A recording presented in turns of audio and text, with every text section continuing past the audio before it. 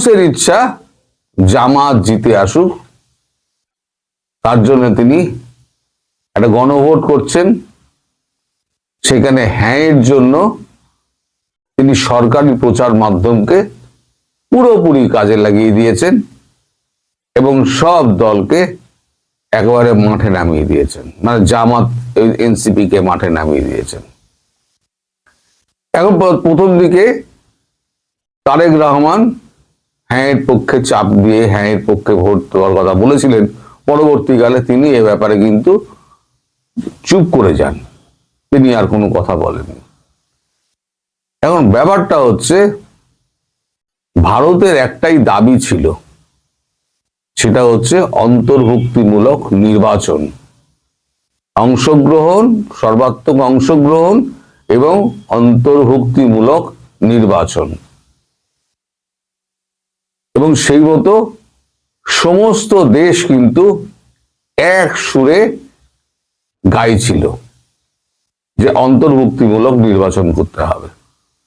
কিন্তু সমস্ত দেশ, সমস্ত বিশ্বকে উপেক্ষা করে ডক্টর মোহাম্মদ ইউনূস তিনি নিজের জেদ বহাল রাখার জন্য, নিজের ক্ষমতায় টিকে থাকার জন্য, কেন ক্ষমতায় টিকে থাকতে চাইছেন, মানে থাকার তার প্রসঙ্গ আসছে, তাই পরে আসছি, তিনি একটা সিলেকশন করছেন, ইলেকশন নয় সিলেকশন।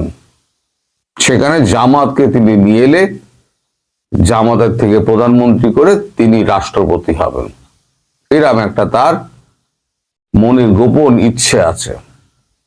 আমি বলেছিলাম বহু আগে, দেহত্যাগ না করলে উনি পদত্যাগ করবেন না। অনেক সময় আমিও ভুলভাল বলেছি, সেই জন্য আমি ক্ষমা প্রার্থী যে ইউনূস গেল বলে, কিন্তু ইউনূস যাওয়ার পাত্র নয়। ইউনূস কিন্তু ওই চেয়ারে আমৃত্য বসে থাকার একটা ফন্দি আঁটছেন। এই যে জামাত, ধরে নিন জামাত ইলেকশনে জিতে এলো, বিএনপি কি ছাড়বে? বিএনপি ছাড়বে না। এত বছর বাদে ক্ষমতার কাছাকাছি এসে বিএনপি কি হাত থেকে ট্রফিটা ছেড়ে দেবে? আর জামাত জানে যে আমি কোনোদিনও আর এই সুবর্ণ সুযোগ পাবো না, তো এই সুবর্ণ সুযোগ যেটা আমার সামনে এসছে সেটাকে আমায় ধরতেই হবে। ফলে দুপক্ষের মধ্যে একটা কঠিন লড়াই হবে। এই লড়াইয়ে আওয়ামী লীগের কি হবে? দেখুন, আওয়ামী লীগের হচ্ছে এক্সিস্টেন্সের প্রশ্ন। কিছু লোক তো পালিয়ে আছেন, যারা যারা আছেন তারা গ্রামাঞ্চলের মানুষ বেশি। এখন শহরে ম্যান টু ম্যান মার্কিং হয় না, করা যায় না, সম্ভব না, কিন্তু গ্রামাঞ্চলে ম্যান টু ম্যান মানে মার্কিং করে চলা হয়। ওই ফুটবলে ম্যান টু ম্যান মার্কিং যেটা আছে না, ওই ভোটের বাজারও কিন্তু হয়।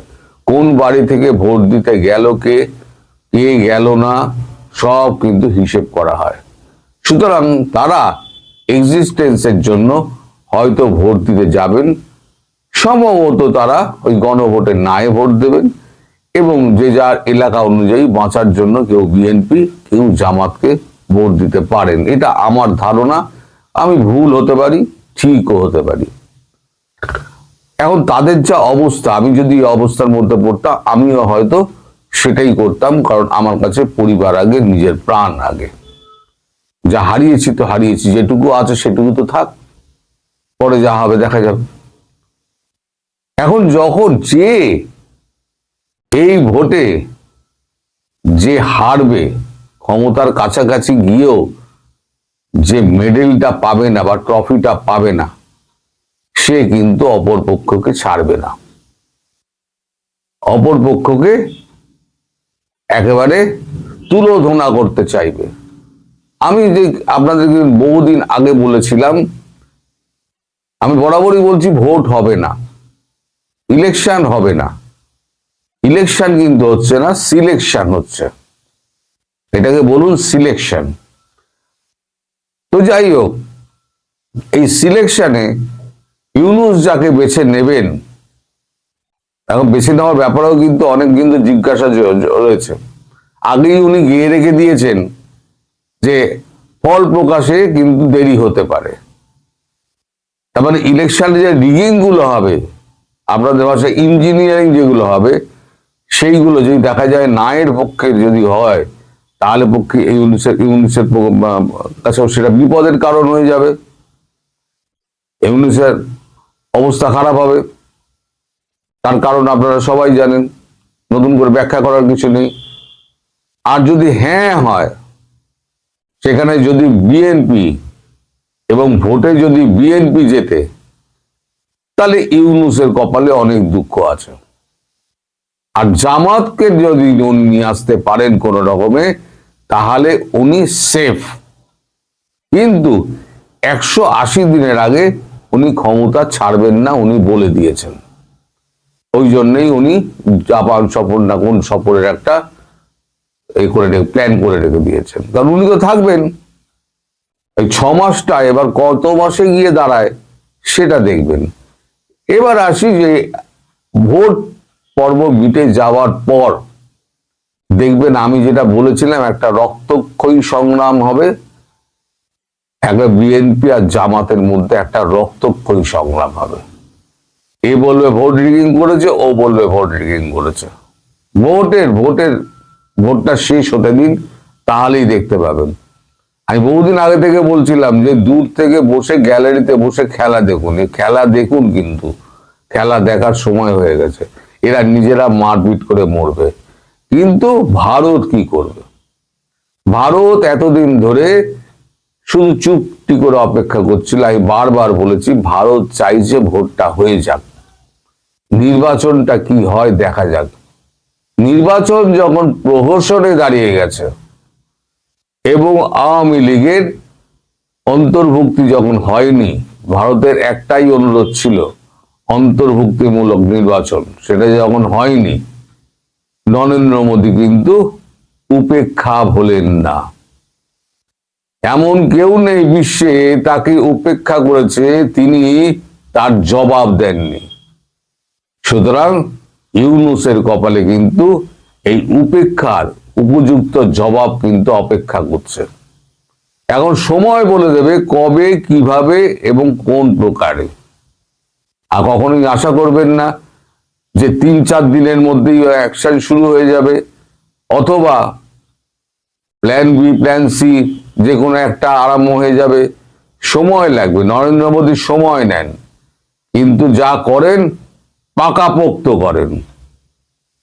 আজ 9 মাস ধরে ডোনাল্ড ট্রাম্পের সঙ্গে যুদ্ধ করে তিনি 18% নিয়ে এসছেন, যেটা এখনো নেগোসিয়েশন চলছে। আমি বরাবর বলে যাচ্ছি, ওটা 12 থেকে 15% নামবে, এখনো বলছি। আমি বিশ্বাস করি নরেন্দ্র মোদী সেই জায়গায় নিয়ে আসবেন।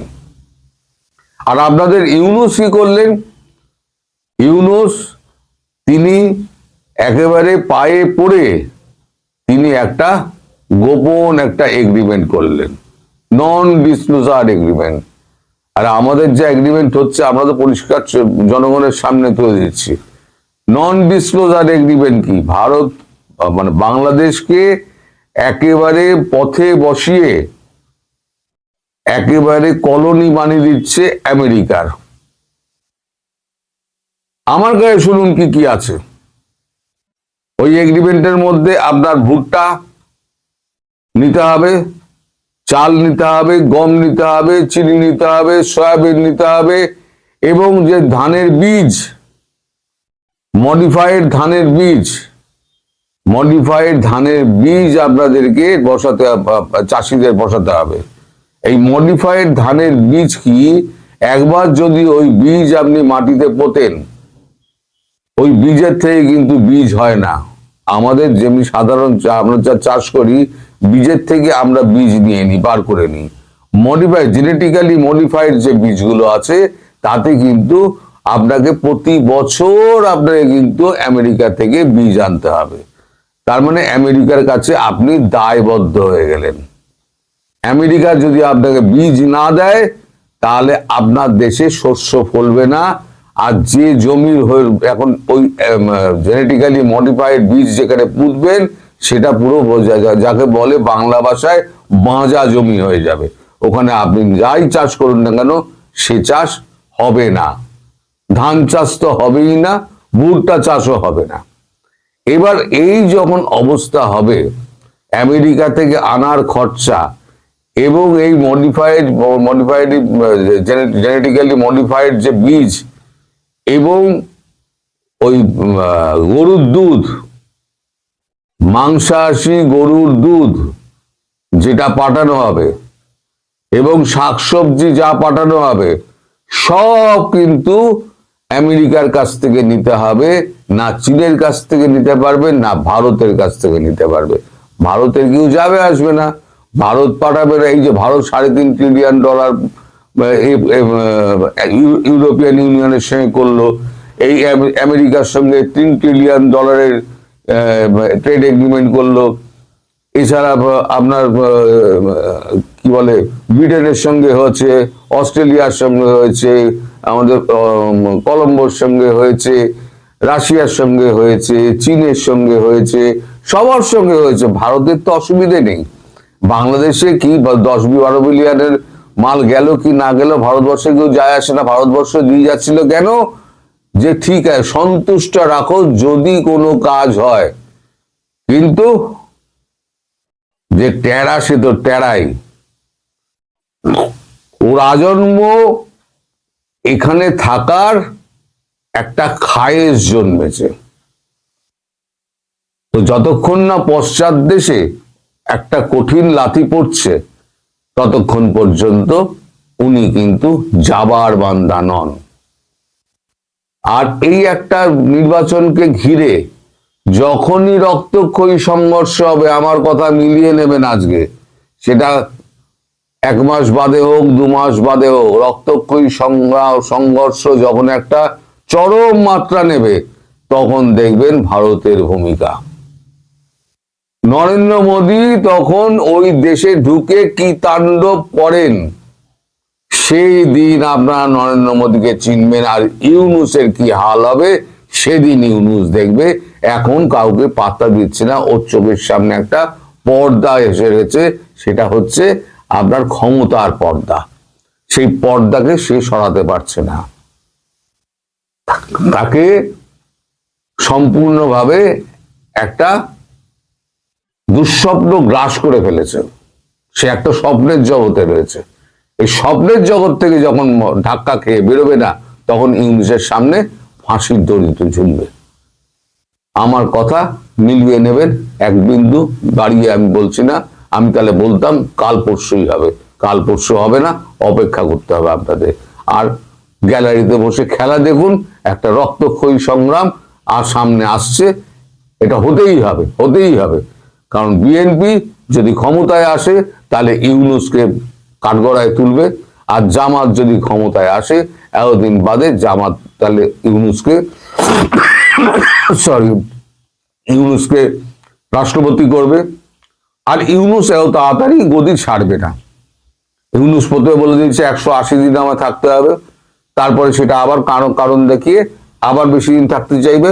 তখনই জামাতের সঙ্গে ইউনূসের গন্ডগোল লাগবে, তখনই দেখবেন একটা সংঘর্ষ আরো বিরাট আকার ধারণ করেছে। সুতরাং আপনারা অপেক্ষা করুন। আজকে থেকে আপাতত টেম্পোরারি বলা যায় বাংলাদেশের ভিসা সেন্টারগুলো বন্ধ হয়ে গেল। ঢাকা যমুনা পার্কের যে ভিসা সেন্টার, সেটা যদি বন্ধ হয়ে যায় তাহলে জেলাগুলোতে যে সমস্ত সেন্টারগুলো আছে সেগুলোর কাজকর্ম এমনি স্বাভাবিকভাবে বন্ধ হয়ে যাবে। এটা হলো তার কারণ হচ্ছে আজকে যে একটা ওই অভিযান ছিল, আপনাদের ওই একটা জেহাদি গোষ্ঠী আছে। আপনাদের দেশে তো নানান রকম জেহাদি গোষ্ঠী এখন মাথাচাড়া দিয়েছে। তাদের মধ্যে একটা, যারা হাদির সপক্ষে হাসিনাকে ফেরত পাঠাতে হবে সেই দাবিতে তারা ঘেরাও করেছিল। এখন কতজন কিভাবে ঘেরাও করেছিল সেটা বড় ব্যাপার না, ব্যাপারটা হচ্ছে বাংলাদেশ ক্রমশ অস্থিরতা চরম পর্যায়ে পৌঁছে যাচ্ছে। কারণ এই খবরটা যখন ভারতের কাছে এসে পৌঁছায় বিদেশ মন্ত্রকের কাছে, এখন আমাদের বিদেশ মন্ত্রী এস জয়শঙ্কর তিনি ইসরায়েল ভিজিটে আছেন, প্রধানমন্ত্রীও দেশের বাইরে, তিনি ওমান টোমান ভিজিট করছেন সেন্ট্রাল এশিয়ার কান্ট্রিগুলো। তো ওই কারণে আপাতত বিদেশ মন্ত্রক আপাতত 7 দিনের কি 10 দিনের জন্য আপাতত বন্ধ রেখেছে। কিন্তু আমার মনে হচ্ছে যে এই ভিসা সেন্টার এখনই আর ওপেন হবে না, তার পিছনে কারণ আছে। তার আগে একটু বলে দিই, এই ঘটনার পর এই যে আমাদের রাষ্ট্রদূতকে পরপর ডেকে পাঠানো হচ্ছে, 6 বার তলব করা হয়েছে, উনি খুব ক্ষুব্ধ হয়েছেন। ক্ষুব্ধ হয়ে উনি বলেছিলেন শেষবারে যে আমাকে যে বারবার ডেকে পাঠানো হচ্ছে, না আপনারা দিচ্ছেন কোন রকম মানে ডকুমেন্ট, না দিচ্ছেন কোন রকম প্রমাণ, আপনারা ডেকে আমাকে শুধু মৌখিকভাবে জানাচ্ছেন। এই নিয়ে আমাকে 6 বার তলব করা হলো, সেটা নিরর্থক। উনি একটু উষ্মা প্রকাশ করেছিলেন, কিন্তু কূটনৈতিক ভাষায় সেটা সাদামাটা বাংলায় না বলে তিনি বলেছেন নিরর্থক এই ডাকাডাকি, অর্থহীন যাকে বলে। তারপরে তো এই বাংলাদেশের এই সিচুয়েশনের পর যখন বাধ্য হয়ে বন্ধ করতে হলো, কারণ আমরা 2024-এর আগেই ওখান থেকে আমাদের বাংলাদেশের ঢাকাতে যত এবং অন্যান্য জায়গায় যত আমাদের এ রয়েছে কর্মচারী রয়েছে, হাই কমিশন নিযুক্ত কর্মচারী রয়েছে, তাদের পরিবারবর্গকে আমরা ফিরিয়ে এনেছিলাম নিরাপত্তার কারণে। এতদিন তবু মাঝে বন্ধ রেখে তাও খুলে দেওয়া হয়েছিল। কিন্তু ওই খুলে দেওয়ার পর যখন ভারত বিরোধিতা আরো চরমে ওঠে, তখন আমাদের এখানে যখন বিরোধীদের সঙ্গে একটা তুলকালাম কাণ্ড হয় এবং লোকসভা মুলতুবি হয়ে যায়, রাজ্যসভাও মুলতুবি হয়ে যায়, সে খবরও আমি করেছিলাম। সেই সময় একটা দাবি উঠেছিল যে যারা এত ভারত বিদ্বেষী তাদের কেন এত চাল ডাল পাঠানো এবং কেন ওখানে এখনো হাই কমিশনের অফিস খুলে রাখা হচ্ছে, ওটা বন্ধ করে দেওয়া হোক। কিন্তু ভারতবর্ষের প্রধানমন্ত্রী এবং বিদেশ মন্ত্রী তাদের বক্তব্য হচ্ছে কূটনৈতিক সম্পর্ক ছিন্ন করাটা উচিত হবে না, এটা ভারতের পক্ষে খারাপ। আমরা যতদিন পারবো কূটনৈতিক সম্পর্ক রেখে যাব, যখন একেবারেই পারবো না তখন আমরা কূটনৈতিক সম্পর্ক ছিন্ন করব। ফলে এই যে দ্বিতীয়বার যেটা হলো, এরপরে দেশের মধ্যে যেরকম চাপ তৈরি হবে তাতে চাইলেও আমার মনে হয় না বিদেশমন্ত্রী বা প্রধানমন্ত্রীর পক্ষে দেশবাসী মানে এটা আবেগটাকে উপেক্ষা করে তাকে দ্বিতীয়বার তাদেরকে মানে এ করা, মানে নিরাশ করা। তো সেক্ষেত্রে আমার মনে হয় না এইটা আবার দ্বিতীয়বার খুলবে। যদি দ্বিতীয়বার না খোলে, উনি এসে পর্যালোচনা করবেন, প্রধানমন্ত্রীও পর্যালোচনা করবেন, বিদেশমন্ত্রীও পর্যালোচনা করবেন, আপনাদের ভারতে নিযুক্ত যে রাষ্ট্রদূত আছে তাকে ডেকে পাঠিয়ে, হাই কমিশনার রয়েছে তাকে ডেকে পাঠিয়ে ভারত তার প্রতিবাদ জানিয়েছে এবং বলেছে বিদেশ মন্ত্রক যে আপনারা যেভাবে উগ্রপন্থাকে সায় দিয়ে যাচ্ছেন, যেভাবে আপনারা দেশের মধ্যে অস্থিরতা সৃষ্টি করছেন, ভারতবর্ষের কাছে এটা একটা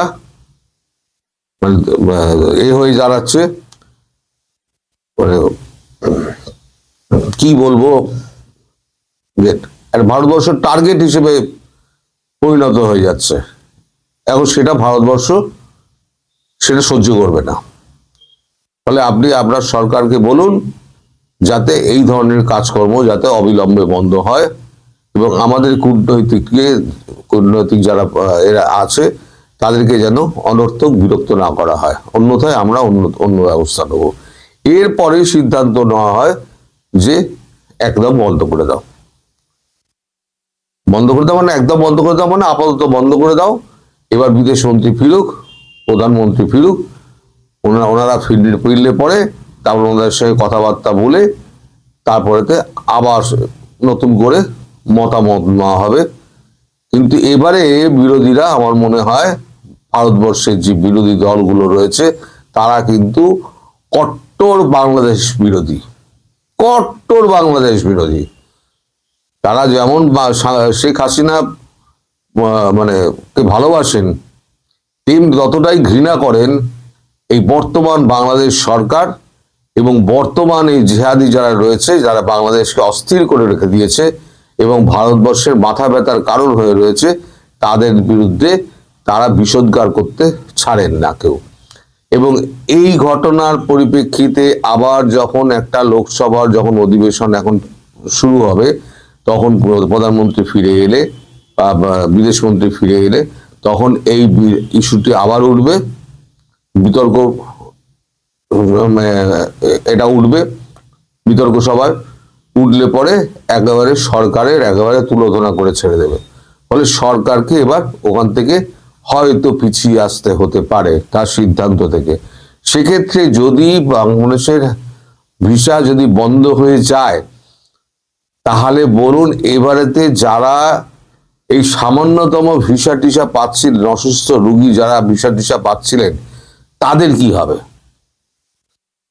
যারা এগুলো করে তারা এটা ভাবে না দেশের মধ্যে স্বাস্থ্য ব্যবস্থা তাদের কতটা উন্নত এবং কতটা ব্যয়বহুল। ভারতে যে মানে চিকিৎসাটা করতে 100 টাকা লাগে, আপনাদের সেখানে 1000 টাকা লাগে, তাও সুচিকিৎসা হয় না। এটা একেবারে কঠিন সত্য, সেটা প্রত্যেকটা বাংলাদেশি জানেন। কারণ আমাদের এখানে যারা বাংলাদেশে আসেন, আমরা কথাবার্তার মাধ্যমে আমরা জানতে পারি, বুঝতে পারি, তাদের আচরণে, তাদের কথাবার্তায় পুরোটাই পরিষ্কার হয়ে যায়। ফলে আমার মনে হয় না আর দ্বিতীয়বার এইটা আবার রিভিউ হলে খোলার কোনো চান্স আছে। অনেকে হয়তো বলবেন না এটা টেম্পোরারি, এটা আবার খুলে যাবে, কিন্তু তারা ভারতীয় বিরোধী দলের মনোভাব জানেন না। তারা মনোভাব না জেনেই তারা কিন্তু ওই মন্তব্য করে দিচ্ছে, এটা মনে হচ্ছে সাময়িক, না না ওটা আবার খুলে যাবে। কিন্তু যখন বিরোধী দলের মুখোমুখি পড়বে সরকার, তখন কিন্তু সরকারকে কিন্তু বিরোধী দলের কিন্তু চাপটার কাছে মাথা নত করতে হবে। কারণ বিরোধী যারা আছে তারাও কিন্তু সমাজের থেকে উঠে এসছে ভোট নিয়ে, তারা কিন্তু মানুষের কথা কিন্তু বলে লোকসভায় গিয়ে, তার নিজস্ব কথা বলে না, এই আমার আপনার কথাগুলো গিয়ে তারা ওখানে বলে। ফলে ভারতবর্ষের যে বেশিরভাগ মানুষের যে ভাবাবেগ, সেই ভাবাবেগকে কখনো ভারতবর্ষর উপেক্ষা করবে না। আমার মনে হয় আপাত দৃষ্টিতে এখন কয়েকদিনের জন্য বন্ধ আছে, অনির্দিষ্টকাল বলছে, কিন্তু এটা মনে হচ্ছে এখন বন্ধ থাকবে। সেক্ষেত্রে যারা ভুক্তভোগী তাদের জন্য ওপরওয়ালাই সহায় হতে পারেন। আমরা আর কি করতে পারি বলুন? সবাই ভালো থাকবেন, সুস্থ থাকবেন এবং সাবধানে থাকবেন। এই নিয়ে যখন আপডেট হবে আমি নিশ্চয়ই আপনাদের বলবো।